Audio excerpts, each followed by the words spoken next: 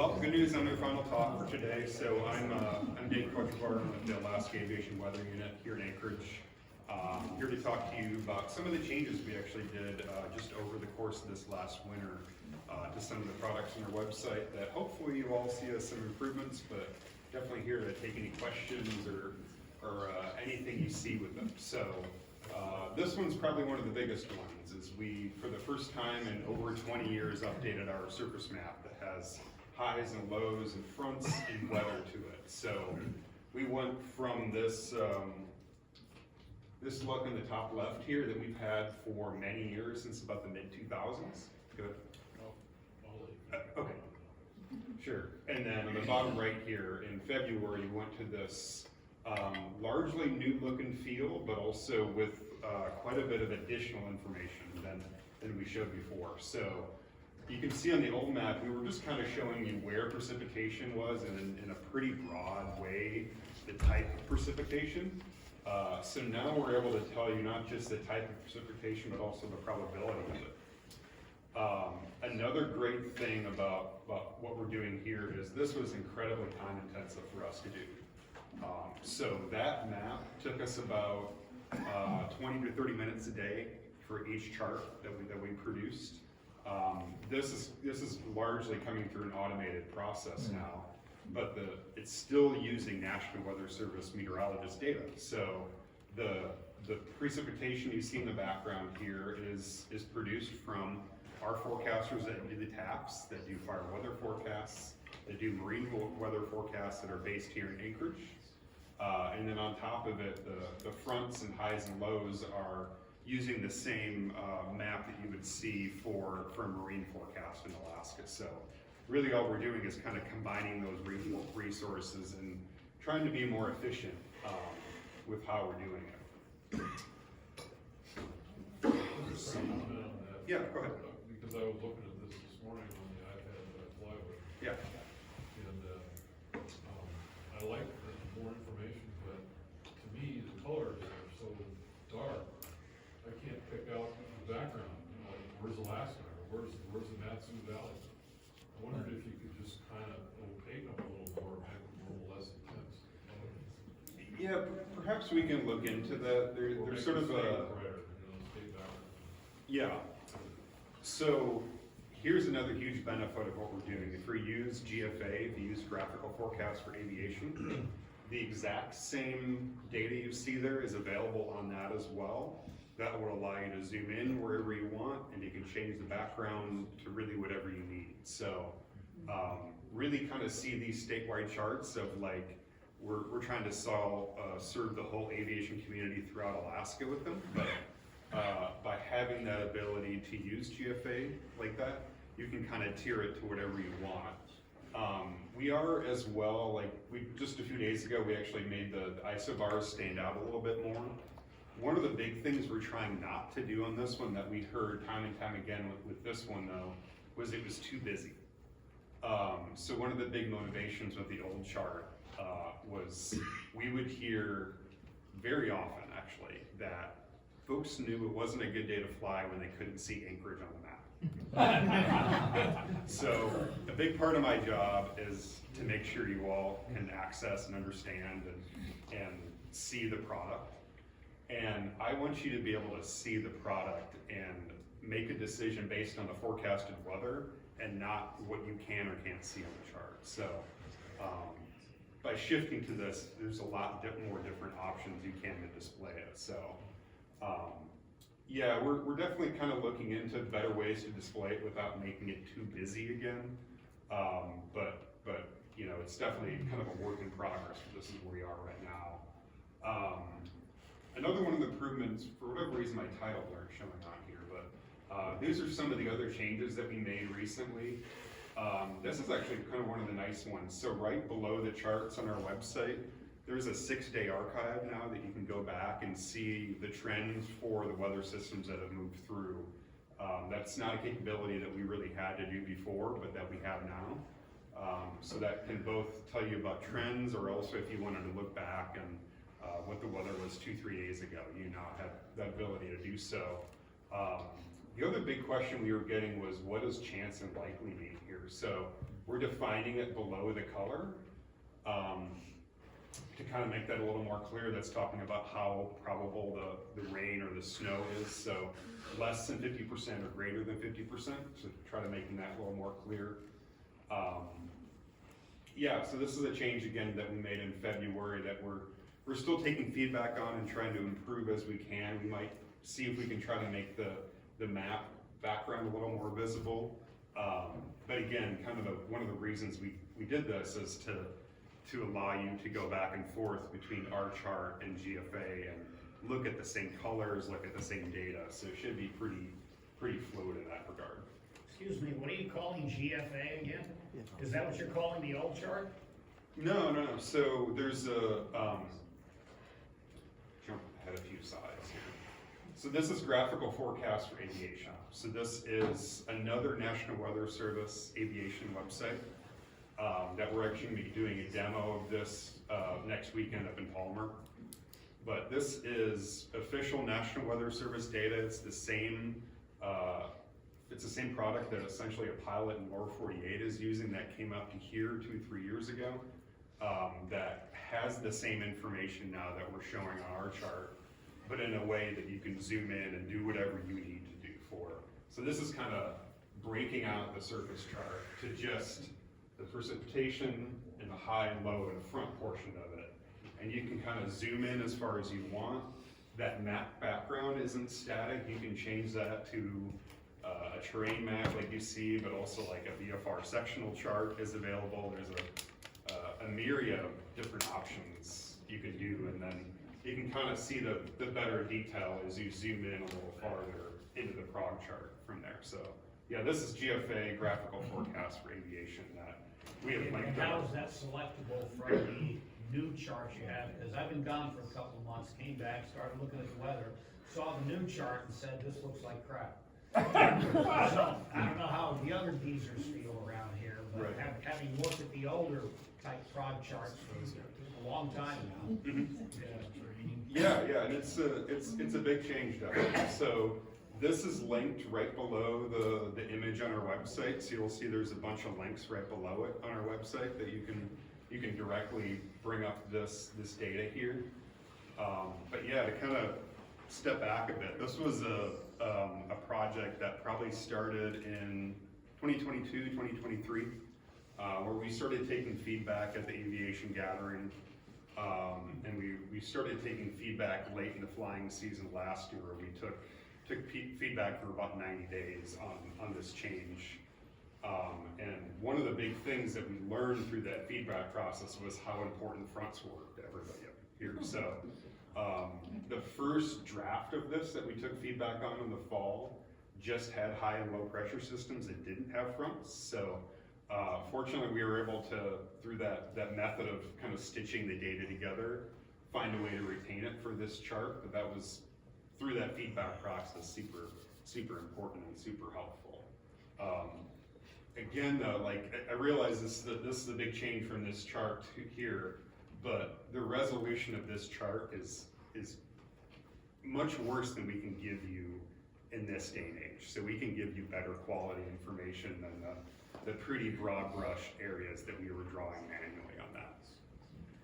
So that's really what this is showing here is a much better, higher resolution forecast or an observation of where the precipitation is occurring.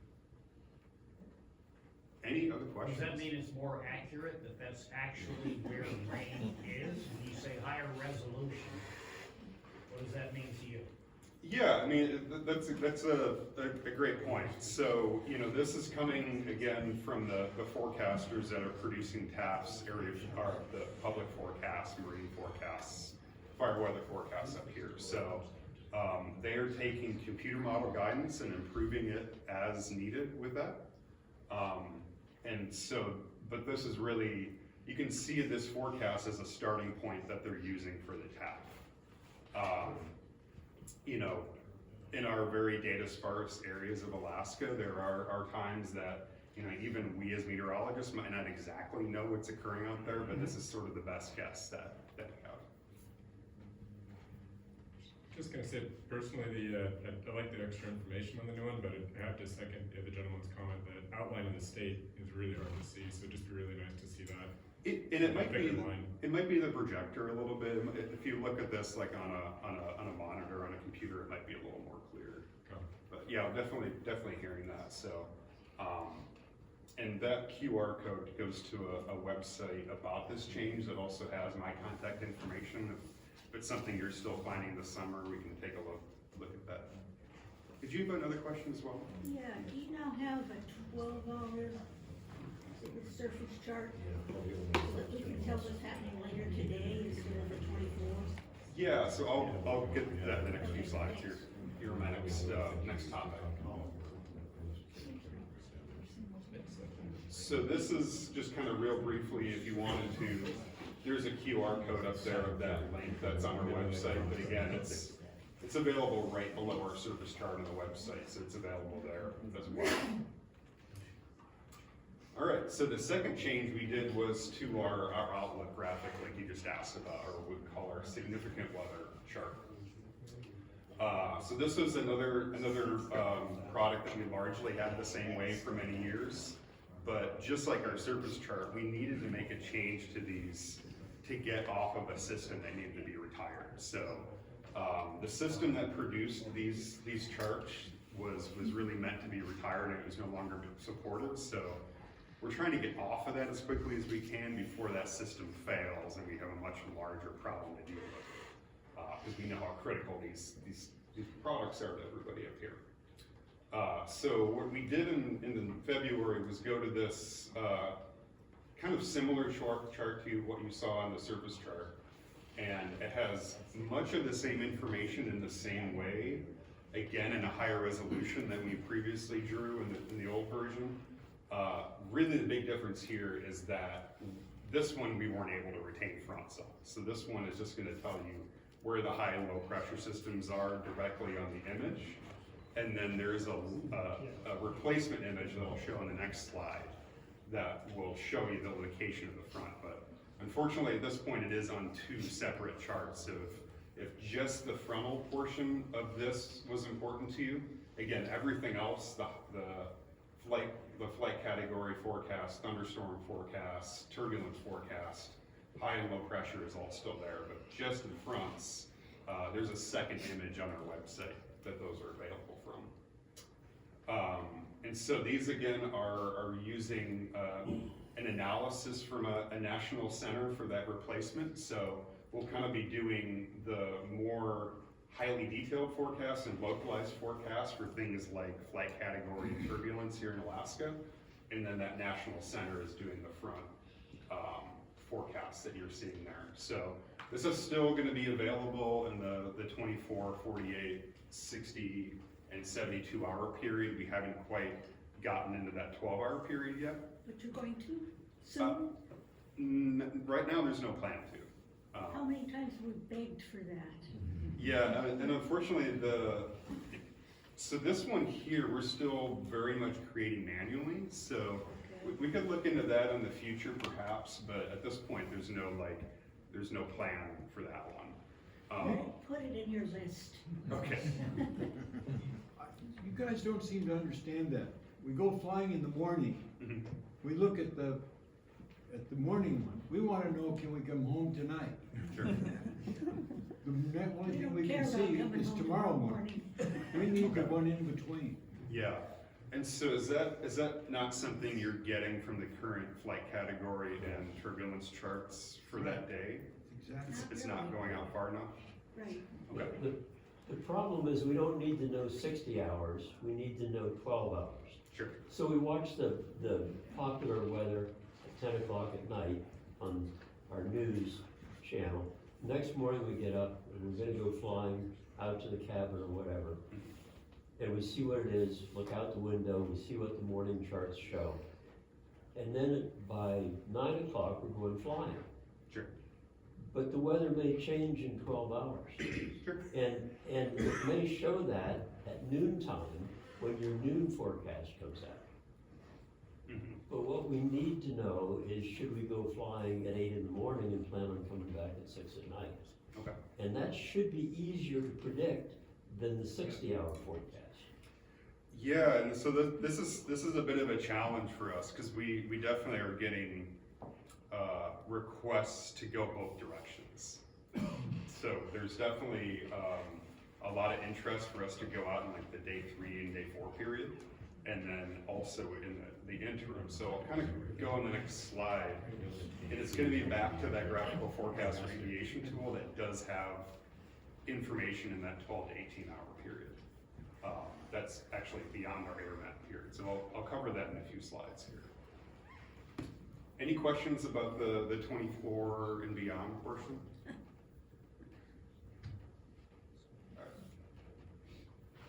And so this again is just if you're needing the front information in the 24-hour period and beyond. So this is the example of that marine analysis. That's a unified analysis that's available now.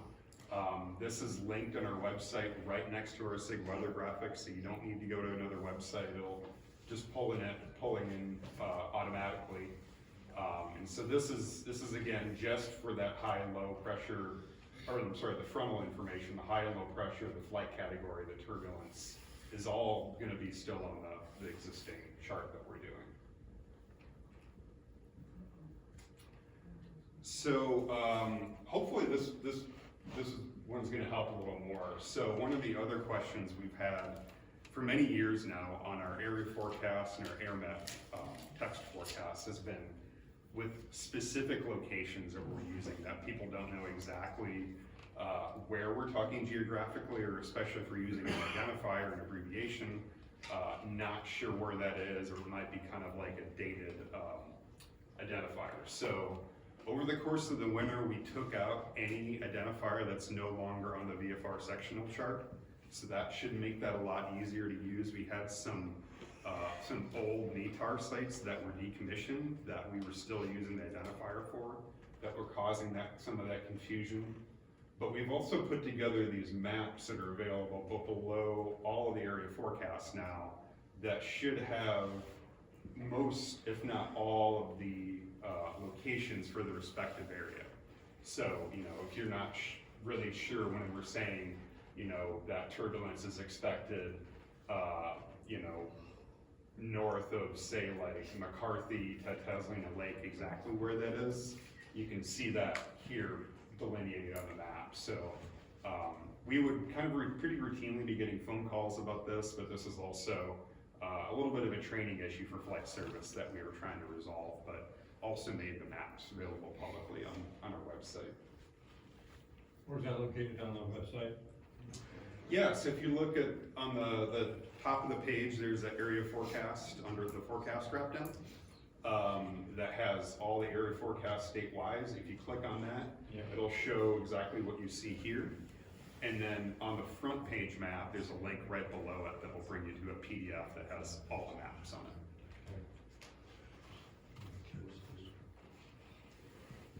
For some reason, there's some bullets here that are not displaying on this version of PowerPoint, so my apologies there. So I'm kind of going off of memory that. Another improvement we did over the winter was we had observations in multiple different formats on our website, and it was starting to become a little bit of an issue for us to maintain with our we don't really have a web development staff at the AIMU. We have meteorologists who do forecasting and also do web development. So it can be really tricky if we have a bunch of different ways to provide the same information. So if you remember back to last year, we used to have an observations page that had a big drop down with a bunch of airports in it. That no longer exists anymore, and instead we have all of the observations are available under this front page map on the website here. So all you need to do is click this TAF OBS selection here that will bring up any TAF and observation in the state.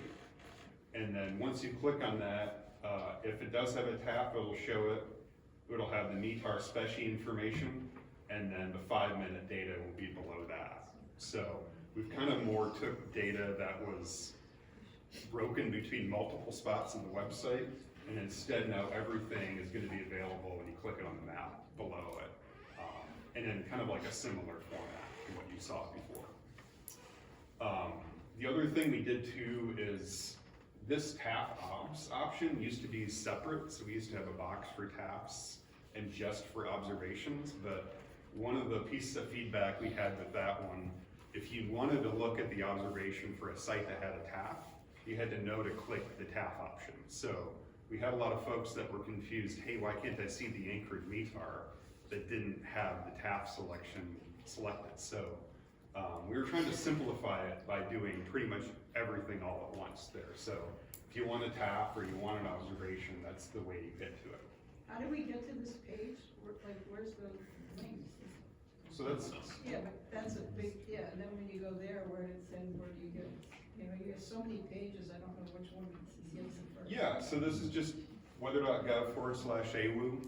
This is the map that shows up right in the front middle of the page there.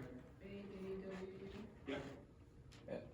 Dave, on the, at least on Android, that checkbox is, my finger's a little fat for that tiny little thing, I can't quite get it to Yeah, big enough. unfortunately, hopefully at some point our main website will be more mobile friendly. You really have to Okay. zoom in quite a bit now.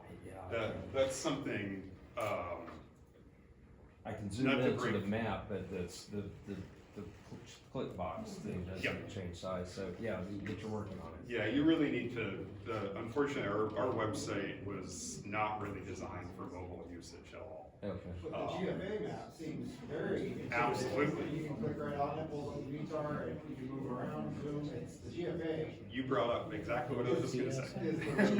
Is the don't even bother going to that other website, just go to the GFA one. Yeah, yes, so it really kind of depends on what you're looking for, so, but yeah, exactly. Super intuitive. Yep. Any questions on this change here? Go ahead. Just one, actually doing one step back on the visibility or the VFR chart. This one? Yeah, I guess on that, you know, we all are looking for something to get home, but Yeah. I think for those that aren't aware, there's Windy, who's a really good app and has charts like this. And I also just wonder, I mean, if you guys don't have it on your roadmap, can you maybe do a partnership and embed some of those Windy charts that show that data on an hourly basis? Hold that thought when I get to the GFA website. Okay. We have to be a little careful with partnering with private groups as a government entity. So it's really hard, not always possible, but a lot of that capability is kind of incorporated into GFA. That I'll show you. Okay. Any more questions before okay. So this is actually the next topic. I can remember when this came up. So one improvement they actually just implemented to GFA last month was, so we've always had 18 hours of forecast for icing, for clouds and visibility and precipitation through graphical forecast aviation. That's the link down here. It's also linked on our website. But that didn't have this forecast for what are called super cooled liquid droplets. So these are very hazardous areas of icing. That this is actually tied to an NTSB recommendation from a few years ago here in Alaska to bring this up. So this was something that we were fortunately able to do at the end of March, I believe, that gives you some data that never existed, that even goes beyond our period for the graphics and the air maps and the FAs. So this is an example of the red boxes you see there with the blue icing forecasts are what we're talking about with this super cool liquid droplet. And if we kind of think about icing 101, super cool liquid droplets are in this area of kind of 0 to -20 C or so. And you might be thinking, well, why is there water at -20 C? That's really cold. That's way below freezing. It's what happens in the atmosphere. So it might be a droplet that's moving upward in the atmosphere that hasn't cooled off to that temperature yet. But if you're flying in an aircraft and you're running into that, that can be really hazardous from an icing perspective. That can be one of the most dangerous things to be in a very saturated environment with this super cool liquid drop. So now we're able to show that inherently in graphical forecast for aviation here, with a forecast for icing severity. So this is light and moderate, and instead of, for a lot of reasons, we can't say severe, so we say heavy instead, just because of some of the legal interpretations of severe icing. So that's, this product does that instead. But yeah, so that's available publicly on our website. This is all approved for use by the FAA. And again, kind of fills the gap in that 12-hour period to give you more of that granular information. So this is also automatically updated each hour out to 18 hours as well. So this is kind of the direction that we're kind of going for this short-term period that needs to be more rapidly updated like that. Any questions with this one? And so again, this is an example for icing, but on graphical forecast for aviation, under the weather tab on the top here, there will be options for just about every hazard you can think of. So turbulence, sailing invisibility, cloud base and top will all be available there and all available at 18 hours. So, you know, this is much more robust as far as like high resolution information that our website can be providing, but still provided by the National Weather Service. So we're partnering with our actually our office that we are run by administratively down in Lower 48 to provide this advanced stuff. What's CWA mean on the legend below Sigma? That's Center Weather Advisory. Okay. Yep. So that's the folks, meteorologists at Anchorage Center are producing that one. Usually for hazardous conditions that are kind of between an airmet and a SIGMET.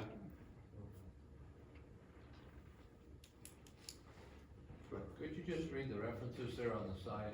AGL, that's the altitude of those conditions, or am I? Yeah, so this is forecasted icing at 4,000 feet AGL that you see on the graphic there. So the whole chart is for 4,000 AGL? Correct.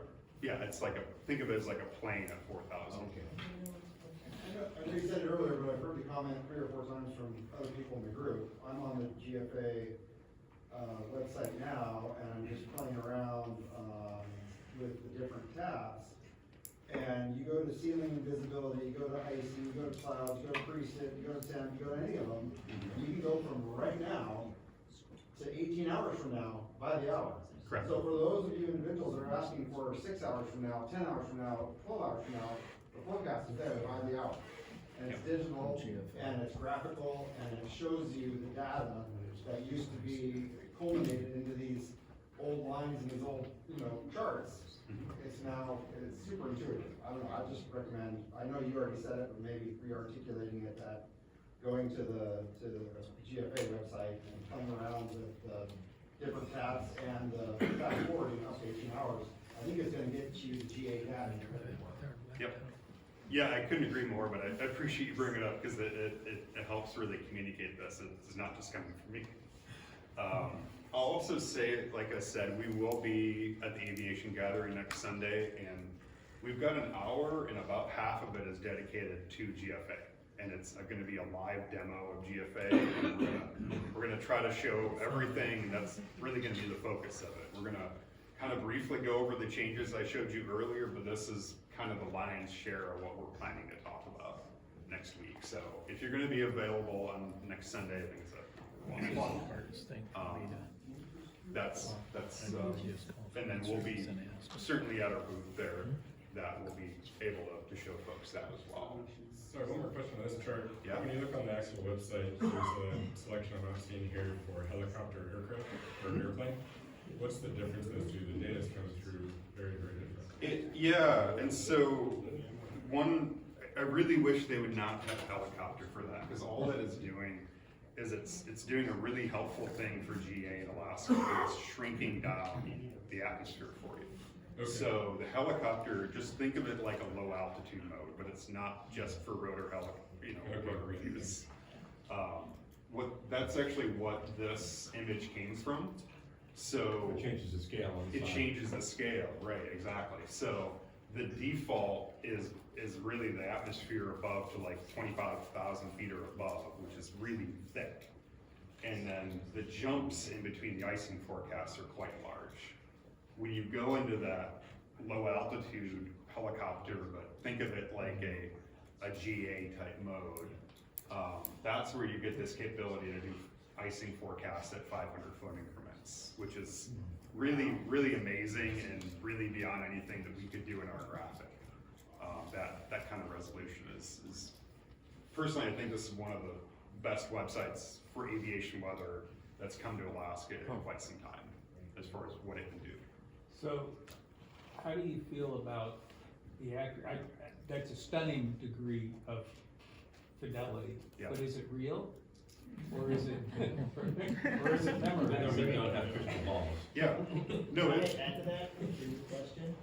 I've exclusively used this all last summer for flying up and down with Russ Flying Service. And I will tell you that hour by hour has saved me from going and not going and going out in marginal weather and seeing almost, obviously it's a forecast, we have to know Sure. it's a forecast. It's extremely accurate. Oh. And I trust picking my no-go decision with those tools. Good totally agree. information. Good information. You know, There's hard for you. the one thing to keep in mind for this, and this is how we get such great resolution, and it updated hourly and available hourly, that is way beyond what a human can do. Right. Right, so this is model derived. Yeah. To be upfront, and that's why we have the forecast here in addition to our segments, in addition to our airmets and our center weather advisories. So the airmets, segments, and weather advisories, those are all human, where our warning type hazard, that's still done by a human, but for hazards kind of below that, or for, we were really never gonna be able to fill this void and provide this kind of information with a human-derived forecast. It's just not really Can't do it with a slide rule. Can't do it with the slide rule, Need a and we'd need a few hundred extra meteorologists to do it, so, yeah. Go ahead. Dave, is this data input into the models both satellite and ground-based? Yeah, and this one actually for icing and the turbulence forecast as well is taking into account PIREPs. Oh, okay. So, big plug for how PIREPs are helpful to us. We're using it in our forecasts, but it's directly going into these models that are producing forecasts. So, yeah, especially for hazards like icing and turbulence, there's no other observation out there other than a PIREP. This is a naive question, but is it the ground stations are airport-based, like AASF? I mean, different, but. Yep. Mhm. Yeah, so, you know, the great thing about these is they're using a little bit of everything. So they're certainly using ASOS, AWAS, METARs, but there's also some satellite-derived estimates of like flight category that it can use to produce that forecast. So yeah, it kind of takes into account everything when the models are being run. Talking about observations, is there anything moving for Big Lake, Willow, and, to the northwest there, for observations? Perhaps, yeah, unfortunately, I'll be upfront, it wouldn't be from the Weather Service, but there is some funding that went to the FAA for observations, for webcams, and for a few other things through some law that went through last year that they're looking at adding some sites. I don't know off the top of my head, they would be AWASs if they came out. But I know they're gonna looking to start install those this summer. But Yeah, for say like the Willow Big Lake area, I'm not aware of anything off the top of my head, and it definitely wouldn't be from the Weather Service. Nowadays, a lot of the responsibility and funding for observations at airports has been shifted to the FAA. So, yeah, that's a great point. There's huge differences between the weather just to the west of Wasilla and to the east of Wasilla. So Agreed. nobody seems to know about it unless you're experienced in the area. Yeah. Squint has got a camera. They do now? Yep. Okay. But yeah, those are great points, you know, to bring up when you do talk to any of your contacts with the FAA, maybe flight standards, flight service. They're definitely looking into that. We're sort of helping them out from the weather perspective, but yeah, these days actually owning and maintaining all those sites are pretty rapidly shifting to the FAA. I wanna say the airmen's and AOPA are working with the FAA and picking the sites where, and I Yep. think it was, they're gonna put in some devices that aren't as robust, but they, is like the current, AWAS, but they provide a heck of a lot of information, and they don't need as much maintenance funding too. Funding. But, so, yeah, that's definitely underway, I think. Yep, yeah, it's happening. What you're referring to are some low-cost sensors through the Weather Cams program. Yeah. But they include ceiling and visibility Right. observations. Which Right, is, they're more self-contained in some fashion. yep. Yeah, so there's a working group that's looking at all of this in Alaska that includes a few folks from the Weather Service, but like you mentioned, AOPA, Airmen's, air carrier representatives with the FAA are kind of all working together to figure out where to put them. Yeah. You can always use also MOS, you know, the MOS forecast, that kind of blends everything together, you know, on ForeFlight, it had that too.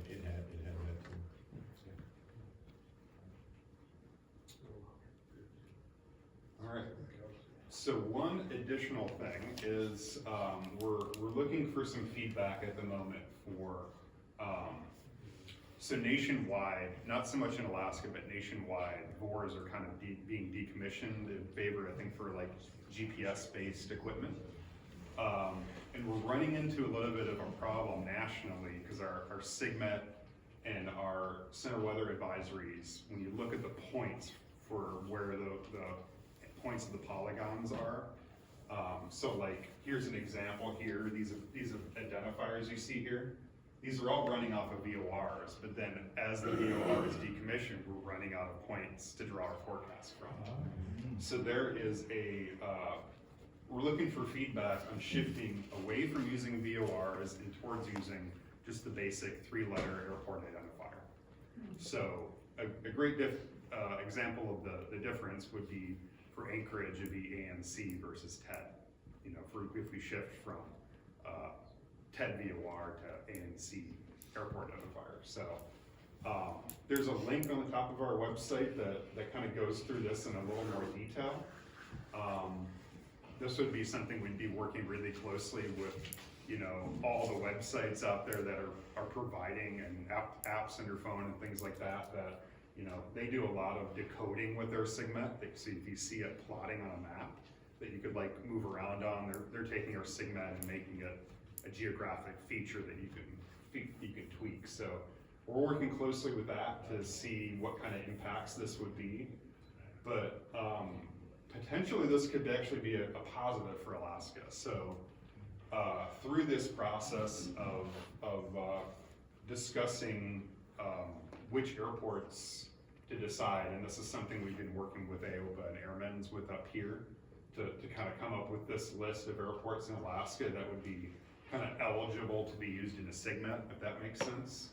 At the current point, we're looking at about a 25% increase in Alaska about the airports that we would have available. So, you know, because VORs are kind of limited up here, this was actually a good opportunity for us to start filling some gaps that we had that made it harder to really accurately describe where we expected, say, turbulence or icing in those SIGMET forecasts and warnings. So the gray dots you see there are some of the new airports. So especially northern Alaska, the North Slope, we're hoping really kind of fill some good, pretty big gaps there to make our products a little more accurate and hopefully a little easier to understand. But again, there's a link on the top of our website that has more information and then the contact for the person to get sent feedback for that form. I'm not sure on when this would happen if it did. This is probably more in like the couple of years time frame. It wouldn't be like an overnight change. But this is one thing we're kind of looking at trying to improve in the future. Any other questions for me? Go ahead. I've struggled to keep up with your acronyms for these locations. Why don't you guys get past teletypes and type out the damn name? You are speaking my language. I would love to do that. It's something we are slowly getting away from in our FAs especially. If you, yeah.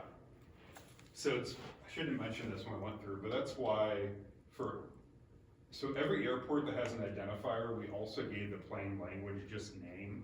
And one of the reasons we did that is one of the most common questions we get a phone call about over the last, say, 2 years has been, what is this identifier you have in the AirNet or the area forecast? The reality is that I think the need for using heavily abbreviated products is rapidly diminishing. Those were very much produced in an era where you had a very, you had like dial-up internet when that was started, right? So your ability to communicate that way was pretty limited. It's a direction that we're probably gonna start going for locations as well. Kind of slowly but surely. It's not gonna be an overnight thing. The main reason for that is that this text forecast this is largely handwritten here. So we're kind of working on what is the best way to do that. Because from a typing perspective, our forecasters are really good with identifiers, so they can actually do this faster. But it's something we're looking at in the future and like, okay, how do I make this product here more plain language so that you don't have to look up a lookup table to decide what airport we're just trying to communicate you to. Well, some, for example, at least last year, you had an identifier for Merrill Pass East. Yep. That's not. And that was one of the old identifiers I mentioned that had been decommissioned that we took out entirely. So I haven't seen it in there in a while. If it went back in, it's because the forecaster hand typed it in. But there was another one at Chalitna that was the same problem. That should kind of be a thing of the past. Those were sites that we had human observers at probably 15, 20 years ago that had been decommissioned. So we're taking those out of production as we can. It just seems to me it's just as easy for you to say line west of Puntilla, Merrill Pass, as it is to put in these acronyms. Yeah, and so it's funny, we thought for a long time that one of the reasons that we still had to have it as abbreviated is so our requirements, our policy is still driven that way. And we thought it was for FAA systems, but recently we found out that the FAA systems no longer require it. So we're trying to find the best way to move forward with that, because it's definitely something I would love to see happen sooner rather than later. So would we. Great. When you're breaking in or, instructing new pilots, one of the things that I think, what do you recommend is the best product that mirrors your area forecast? What do you mean by mirror? You have a textual description of weather for an area. What products do you say, in your opinion, most represent what is written in text? Like in a graphical or Yes. a visual way? Yeah, so those would be the graphics on our website. So you've got just like a browser here, right?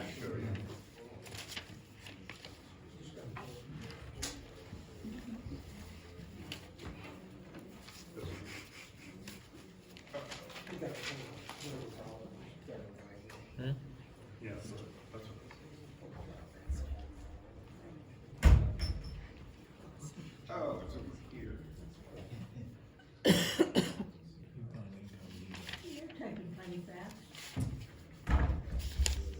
Yeah, so what I'm referring to there, so when you look at let's look at, zoom in a little further, Anchor. So, especially when we're talking about these forecasts for turbulence and for icing are coming directly for what you see here. So those are actually, what we're doing operationally is that text you see for those forecasts are derived from the grid that produces that graphic, right? And so they should be almost identical. But this is always going to be able to show you a lot more detail as far as exactly where we're expecting it and exactly where it's going than the text will, which is really more of a summary over a very huge area.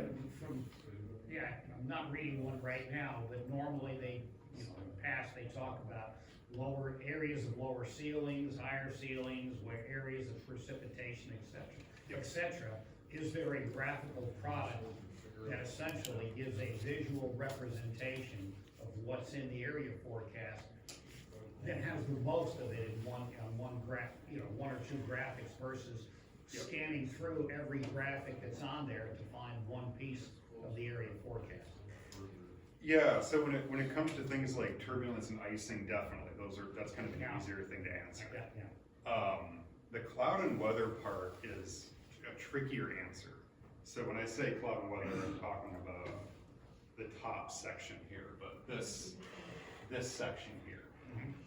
And the reason is this is entirely manually done, and we don't have an exact grid that shows exactly what you see there.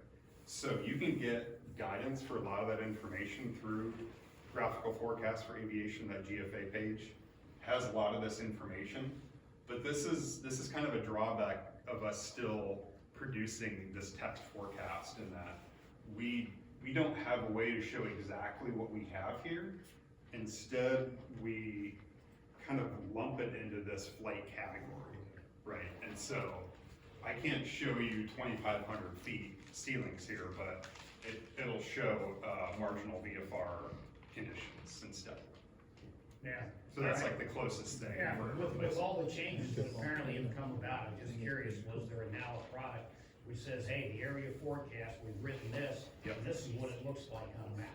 This is exactly why the text area forecast was retired everywhere but Alaska. Oh. This is to do this and to keep graphics and the text consistent with each other is very, very difficult. Since you're typing out that area forecast, why can't they just write that in English?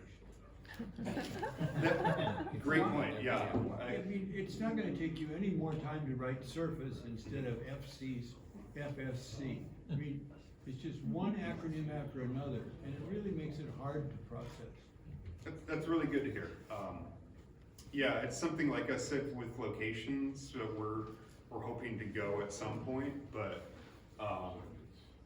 yeah, we're still trying to find like the best way we can do this operationally, but I would like to see that product in the future become more plain language and easier to read, like you described.